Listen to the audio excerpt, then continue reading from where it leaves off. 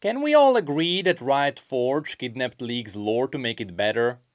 So yeah, literally less than a day ago, League of Legends got a new comic as a lead-up to the Mageseeker game by Riot Forge. And after reading it, it is very easy to say that this is the best comic League of Legends ever got. In case you don't know, in the past Riot collabed with Marvel, and they released the Ashe comic, the Zed comic, and the Lux comic. Honestly, all of these are great. They are amazing ways to explore the lore of the champions without reading paragraphs. And still, somehow, the new one is on a whole different level. It links some champions in entire new ways. It also solves a really big mystery that is surrounding Demacia. At least one of many mysteries. And overall, I highly recommend people read this one. But if you are too lazy to read, that's why I'm here.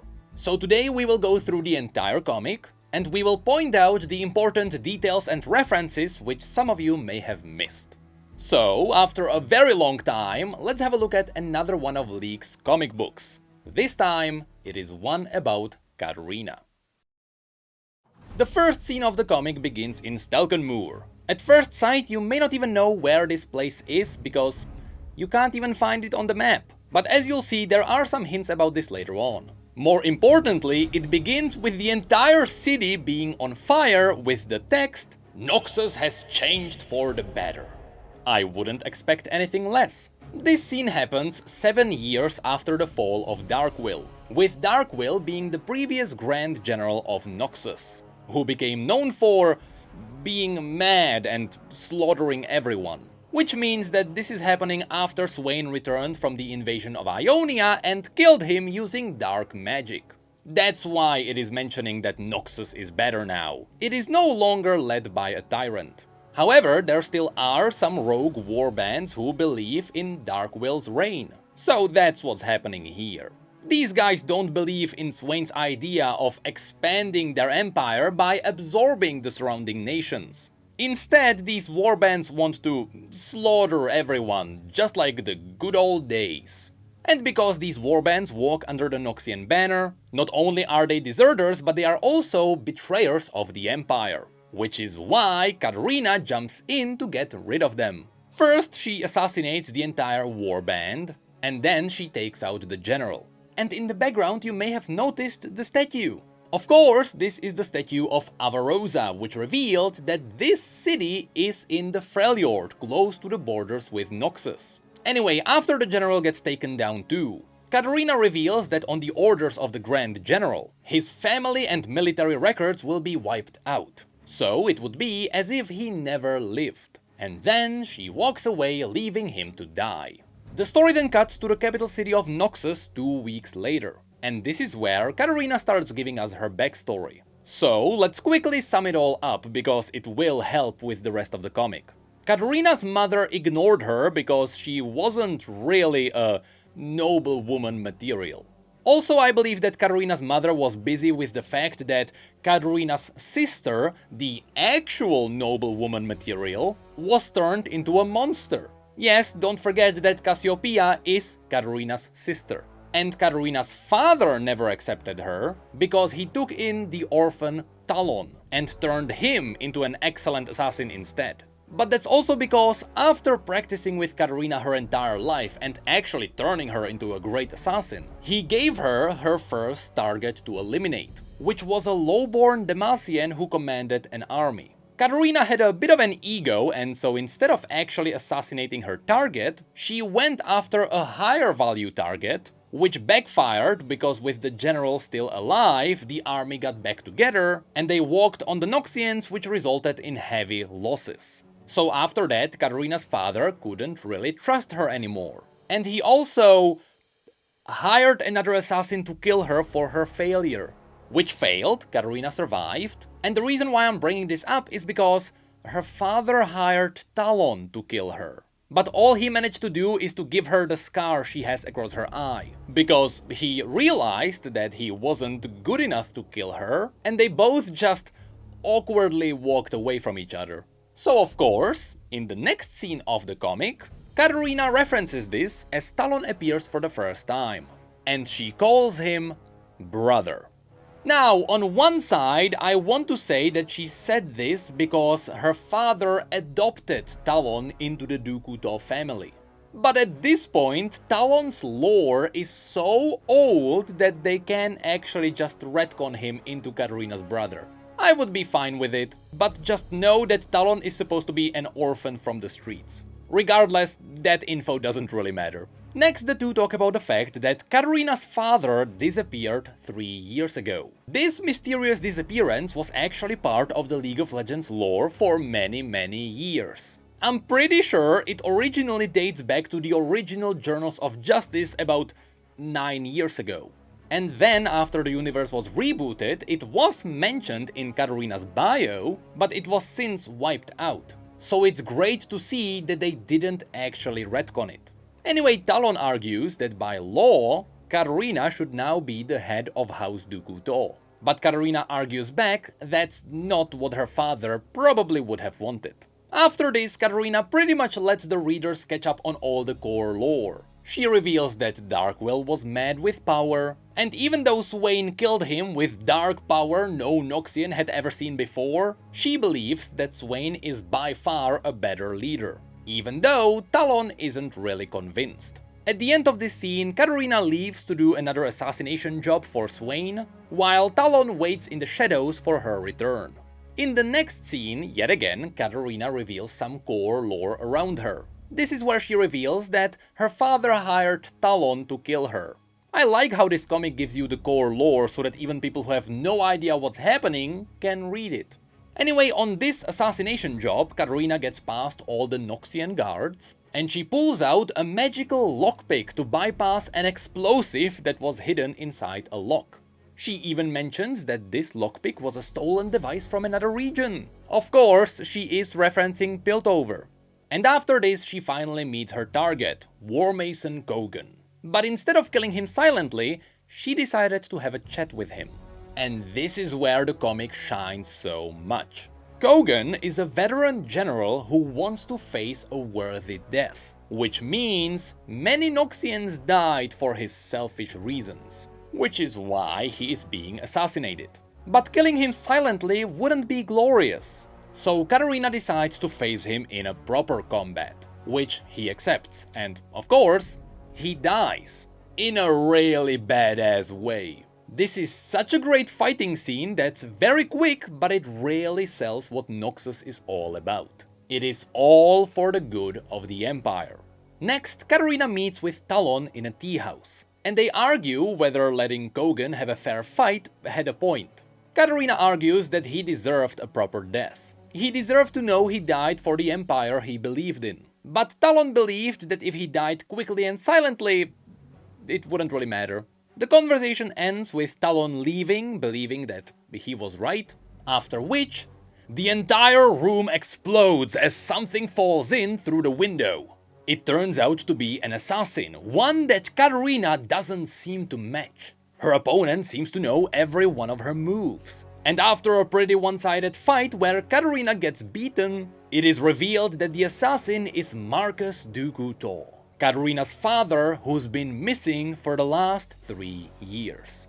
This is a massive lore reveal. Not only is this the first time we have ever seen Marcus, but also it is the first time Katarina's story moves forward since 2018. After losing the fight, she wakes up wherever that is, a dreamy land with Swain's raven in it.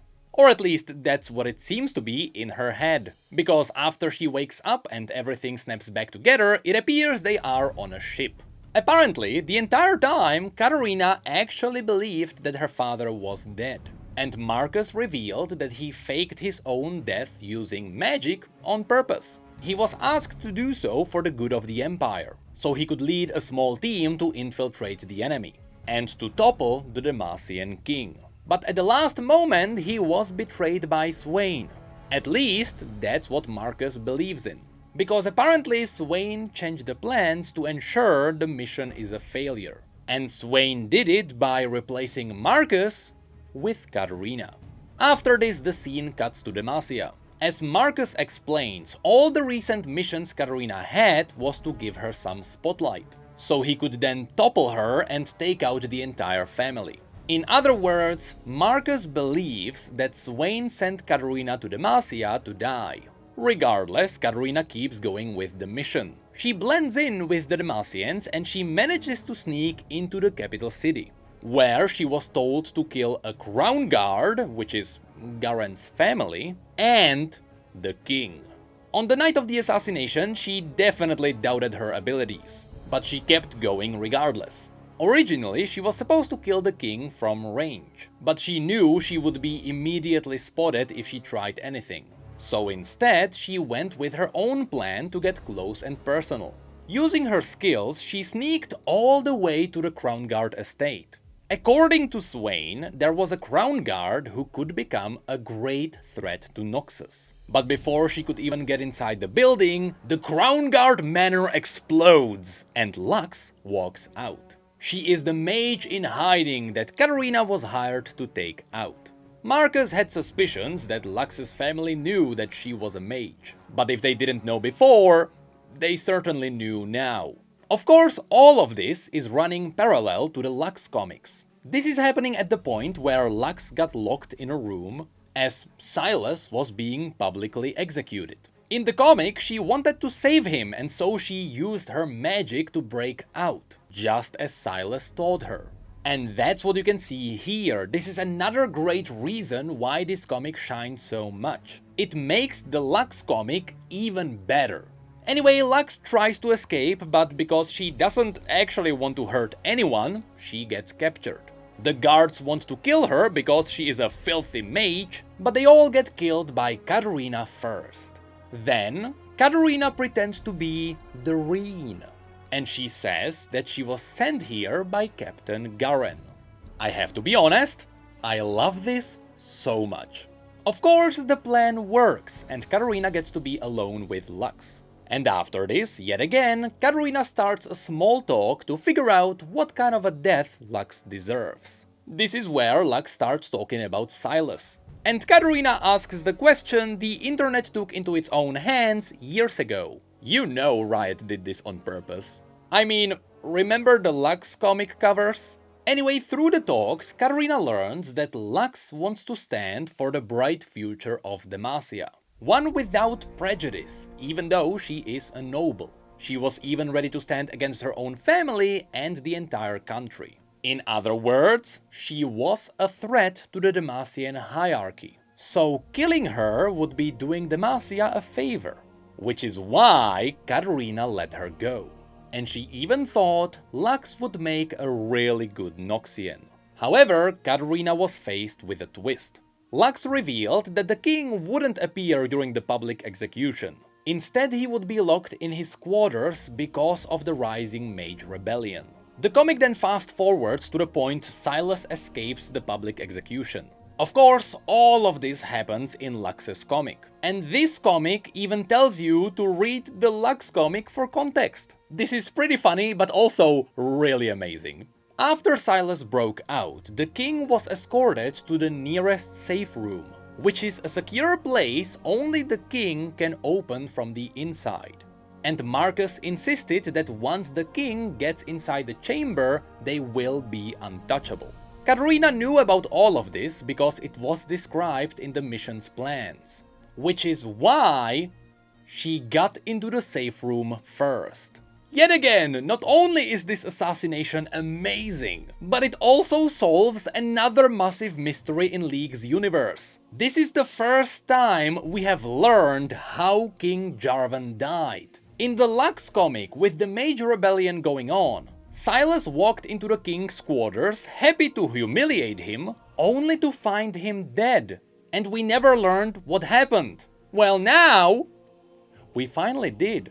What's creepy is that Katarina believed that he was brutalizing anyone who could threaten him. But from Xinjiao's story, we know that's not really the case. There were many hints that the king tried to make peace with the mages. But as you can see, he was assassinated before he could do so. And yes, even Katarina didn't know that he wasn't a tyrant. So she was lied to, but she doesn't know it herself, which definitely seems like a cool setup for the future. And finally, the comic ends when the doors open and she comes out to face her own death.